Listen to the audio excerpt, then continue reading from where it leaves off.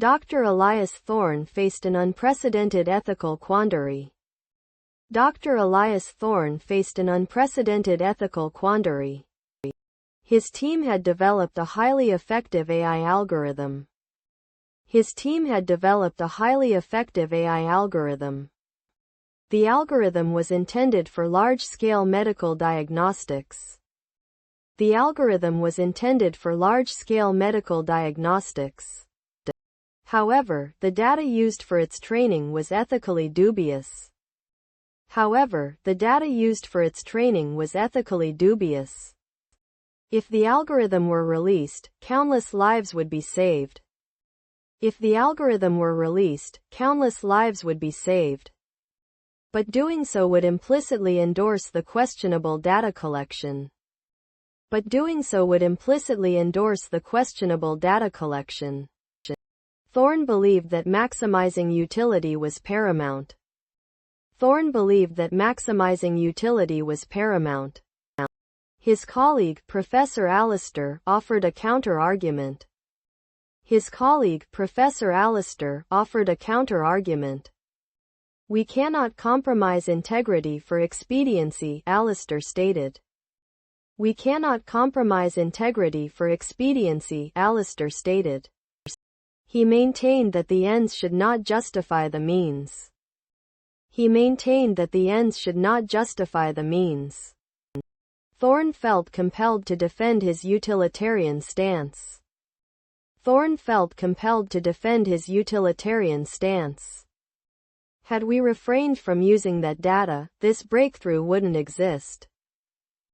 Had we refrained from using that data, this breakthrough wouldn't exist. The debate was philosophical, yet intensely personal. The debate was philosophical, yet intensely personal. Thorne wrestled with the implications of either choice. Thorne wrestled with the implications of either choice. His professional reputation was contingent upon the decision.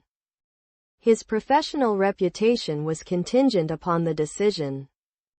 He was concerned about the potential ramifications. He was concerned about the potential ramifications. The board would demand a definitive resolution by Friday. The board would demand a definitive resolution by Friday. It seemed impossible to reconcile the two opposing viewpoints. It seemed impossible to reconcile the two opposing viewpoints. Thorne decided to draft a comprehensive disclosure document. Thorne decided to draft a comprehensive disclosure document. This document outlined the methodology and the ethical pitfalls. This document outlined the methodology and the ethical pitfalls. He was determined to ensure full transparency. He was determined to ensure full transparency. He reasoned that transparency was the lesser of two evils. He reasoned that transparency was the lesser of two evils. If the public were informed, they could ultimately judge. If the public were informed, they could ultimately judge. Alistair reluctantly conceded that this approach was honorable. Alistair reluctantly conceded that this approach was honorable. The final decision would be transferred to the regulatory body. The final decision would be transferred to the regulatory body. Thorne felt relieved but profoundly exhausted. Thorne felt relieved but profoundly exhausted. The complexity of technology demanded ethical introspection. The complexity of technology demanded ethical introspection. He mused that such dilemmas were becoming commonplace. He mused that such dilemmas were becoming commonplace. It was incumbent upon scientists to address these issues. It was incumbent upon scientists to address these issues. Ultimately, the pursuit of knowledge required moral fortitude. Ultimately, the pursuit of knowledge required moral fortitude. He would champion ethical oversight going forward. He would champion ethical oversight going forward.